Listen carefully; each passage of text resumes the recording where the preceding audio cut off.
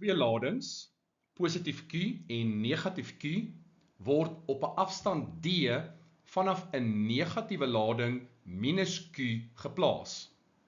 Die ladings plus Q en minus Q word op lyne wat loodreg op mekaar is gevind.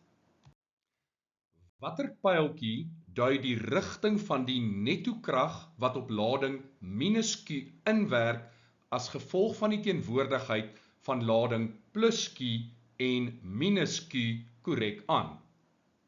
Die korrekte antwoord is C.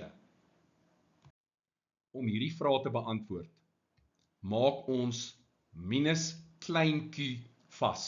En ons vra, wat gaan minus groot Q op minus klein q doen? Minus groot Q gaan minus klein q afstoot na links. Met ander woorde, daar is 'n krag wat inwerk na links. Wat gaan positief groot Q doen? Dit gaan klein negatief Q opwaarts aantrek. En nou is die vraag, wat is die netto krag wat op minus klein q inwerk? Dis die resultant van hierdie twee kragte, met ander woorde, skuins opwaarts na links.